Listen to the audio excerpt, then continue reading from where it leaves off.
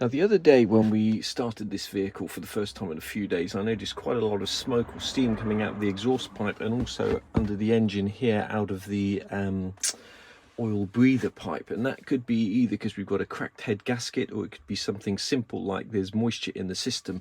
And the way we're going to test that is with a head gasket testing kit, which is this stuff here. The idea is you start the engine, get the radiator fluid warm, and then you take the cap off, obviously making sure it's not under pressure, put a bung in there. This bung doesn't quite fit that way, but you can maybe spin it around and it'll fit that way. And then we will put this little plastic thing here in there, and then we will fill it up with some of that blue fluid. And if that fluid goes green or yellow, it means there's exhaust gases present in the coolant, which is a good indication that your head gasket is gone. Now, this is what I would call a cheap and cheerful kit. This costs just under £10 delivered. You can get the same kits for about £40 or £50. They come in a little case with a syringe, etc, etc. But I wanted to just test to see if the cheap and cheerful kit will pick up a cracked head gasket.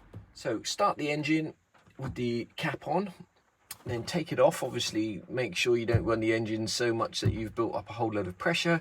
Put the bung in, a little bit of fluid in the when I say glass, it's actually plastic tube, and wait and see what happens.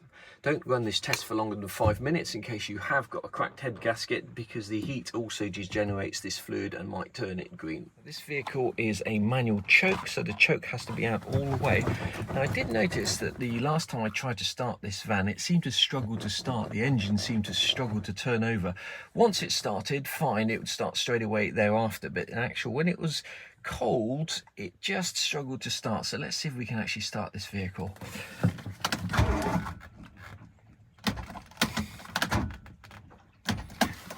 That there sounds to me like the starter motor is struggling to turn the engine over, and it could just be that the battery's a bit flat from having sat. It wasn't a new battery when we put it in. That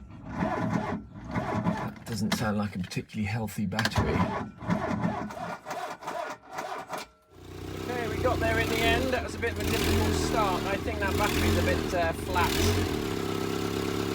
You can see our exhaust is just blowing slightly. Now we have actually got all these exhaust parts on order from Italy, and they're in the post. So I'm hoping that when those parts arrive, we'll be able to sort that out. At some stage I may actually renew this whole section here as well, but that little bit of smoke there, as I say, it doesn't come into the cab when you're driving, but it is something I'd like to cure. So let's just see what happens with the head gasket test. It's just a little bit smoky out the back there, and as I said, the van has been sitting a while. It hasn't run for 3 years, so that's not wholly surprising, but I just want to make sure that that smoke is not a sign that there's a problem with the head gasket.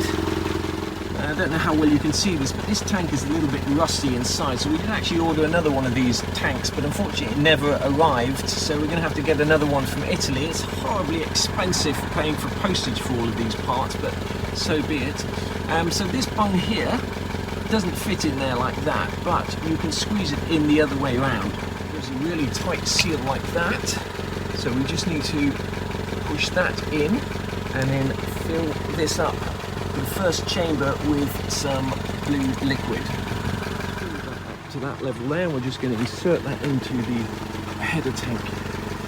Now we just need to wait, and hopefully that will not turn green. You can just see the drip here. Now that is just water, and I suspect it's just moisture that's collected in the exhaust system. However,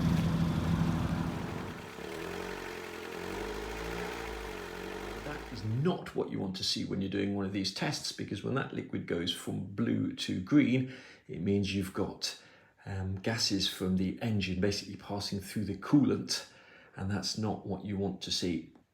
This is where the head gasket was leaking here, and here's some of the rocker cover, fans and everything else that have to be taken off.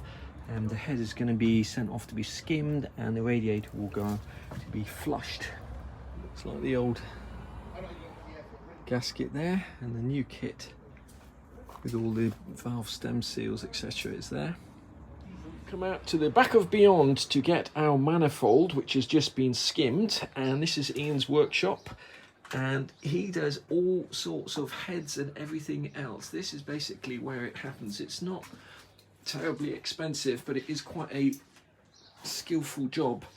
If you do need this done, you can get this done through Auto Classico. He skimmed both the manifold and the head for us. So it transpires we did actually have a head gasket leak, and it only manifested itself when you put the van under load. So for example, if you went above 80-90 kilometers per hour, you would feel a slight judder, and then you would notice bubbling in this tank here. So we've had new head gasket put on. They've done a really nice job. The manifold here also needed skimming because it was no longer flat, and that was blowing some exhaust fumes.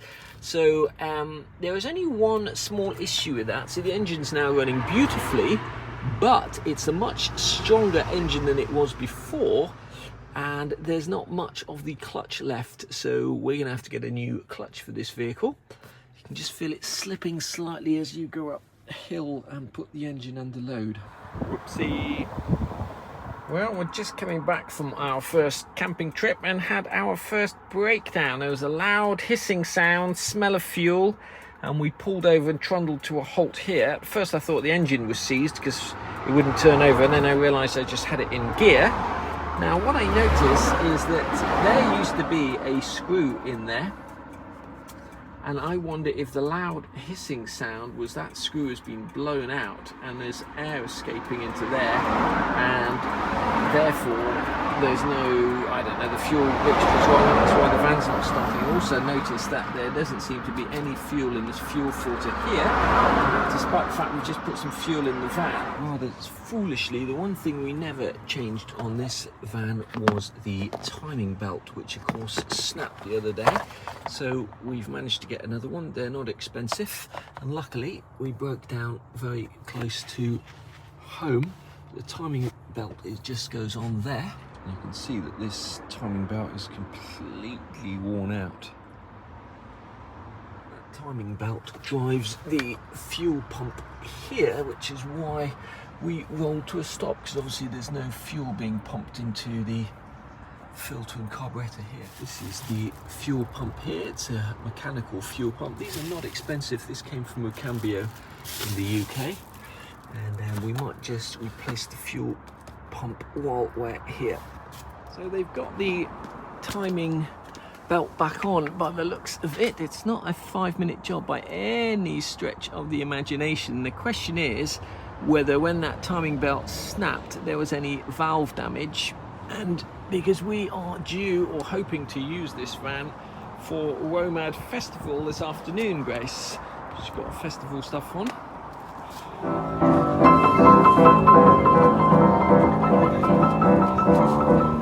We got our head gasket testing kit from these guys here, head gasket testers on eBay. Like I said, it wasn't expensive, less than £10, delivered practically the next day. We got the timing belt on eBay from these guys here, Dr. Carr, £21.37, delivered the next day. The timing belt, once you know the part number, much cheaper elsewhere, but as I say, getting it delivered the next day from these guys was excellent. We also got a clutch disc for them, which I haven't actually fitted yet, but that will be the subject of another video.